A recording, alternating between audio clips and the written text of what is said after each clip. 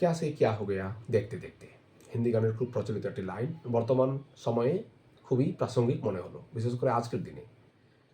এবং সবাই বলছে যে চাওয়া হয়েছিল ডিএ, চাওয়া হয়েছিল পে কমিশন, চাওয়া হয়েছিল শিক্ষকদের স্বীকৃতি, পাওয়া হলো নতুন রূপে নিজেকে প্রমাণ করার একটা মাধ্যম বা একটা পরীক্ষা।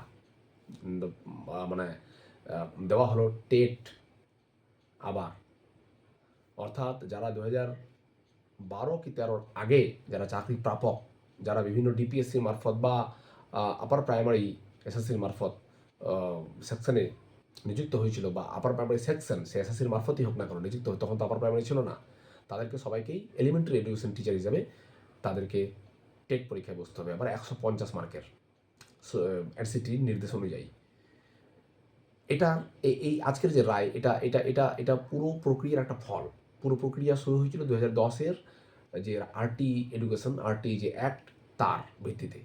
এবং টাইম টু টাইম তারই উপর বেস করে যে টাইম টু টাইম যে এনসিটির যে অর্ডার, সার্কুলার, গভট অর্ডার, এগুলো নিয়ে আজকের মূল রায়।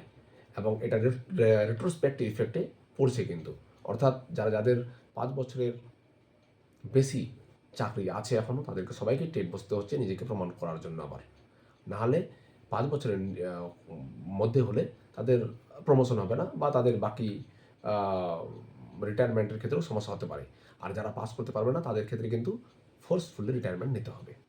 এটাই মূল বক্তব্য।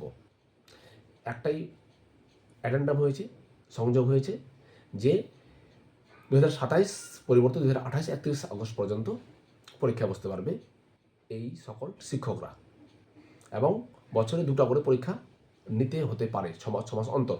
সে রাজ্য চাইলে 4 মাস 5 মাস অন্তর অন্তরও নিতে পারে শিক্ষকদের স্বার্থে। এটা একটা দিক হয়ে গেল। এবার 2016 প্রার্থী বা 2016 আগের প্রার্থী সবাইকেই এখন অগ্নি পরীক্ষার মধ্যে দিয়ে যেতে হচ্ছে। এবার নতুন করে যারা চাকরি প্রার্থী তাদের কি ভূমিকা থাকছে?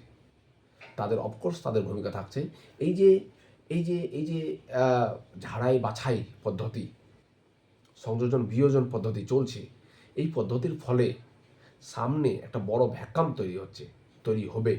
এবং সরকার, বেঙ্গল সরকার, নতুন সরকার তার তার তার তার বক্তব্য মতো, তার যদি তার যে প্রত্যাশা জাগিয়েছিল সেই মতো যদি সব কিছু মানে নেয় আর কি, সব কিছু ভূমিকা পালন করে, সক্রিয় ভূমিকা পালন করে, তাহলে আগামীতে আরও প্রচুর সংখ্যক টিচার লাগছে এনইপি 2020 অনুযায়ী। এবং সেই রেট্রোস্পেক্টিভ ইফেক্টেডকে মান্যতা দিয়ে নতুনভাবে, নতুন আঙ্গিকে শিক্ষকের একটা যে ডেফিনেশন, সেই ডেফিনেশনটা নিয়ে আসতে গেলে, তো এই ক্ষেত্রে নতুনভাবে আবার টেট পরীক্ষা হতে যাচ্ছে, নতুনভাবে আবার মানে সাবজেক্ট টিচার নিয়োগ হতে যাচ্ছে। এবার সেটা কেন্দ্রীয় সরকারের অনুযায়ী হবে না রাজ্য সরকার নিজের মতো করে করবে, সেটা ভবিষ্যতেই বলবে। তবে টেট পরীক্ষাটা কিন্তু এলিমেন্টারি এডুকেশনের সঙ্গে যুক্ত, এবং এনইপিতে এটাও বলা হয়েছিল যে সরকার যদি চায় তাহলে 9, 10, 11, 12 টিচারদের ক্ষেত্রেও কিন্তু টেট নিতে পারে, এটা সরকারের ইচ্ছাধীন। তাহলে পরবর্তীকালে কি হতে যাচ্ছে এটা বোঝা যাচ্ছে। এবং এই যে একটা কঠিন সময়, এই কঠিন সময়টাকে পেরিয়ে নতুন রূপে নিজেকে প্রতিষ্ঠা করা এবং নতুনভাবে আবার নিজের জায়গাটা মানে নেওয়াটা, এটা কিন্তু খুব কঠিন কাজ একজন শিক্ষকের কাছে। দেখা যাক আগামীতে কী হয়। এবং তার মধ্যে 2016 যে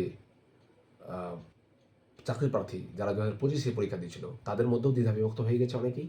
অনেকে চাই 2016 রিইনস্টল হোক, অনেকে চাই নতুন যে পরীক্ষাটা হলো সেই পরীক্ষার উপর বেস করে তাদের মান নির্ণয় করে তাদেরকে আবার অ্যাপয়েন্টমেন্ট দেওয়া হোক। সব কিছু অথই চলে আপাতত। এবং এতে যারা ফ্রেশার তারা কিন্তু পড়ে গেছে ফাঁদে। 9, 10 ভেরিফিকেশন এখনো হয়নি। এই প্যানেলের উপর সরকার কোনো হস্তক্ষেপ করবে না, সরকারের মতো করে দেখে যেটা বোঝা যাচ্ছে। সুপ্রিম কোর্টের রায় অনুযায়ী যেহেতু হচ্ছে, সরকার আবার একটা নতুনভাবে পরীক্ষা নেওয়ার পরিকল্পনা করছে, যেটা ভেতরের খবর। সেই মোতাবেক যদি পরীক্ষা হয় তাহলে আপার প্রাইমারি হতে যাচ্ছে, SLST 3 হতে যাচ্ছে। এবার তোমাদের উপর ডিপেন্ড করছে তোমরা কতটা প্রিপারেশন আছো নিজেদের মধ্যে করে। প্রিপারেশন না থাকলে প্রিপারেশন অবশ্যই শুরু করে দিই।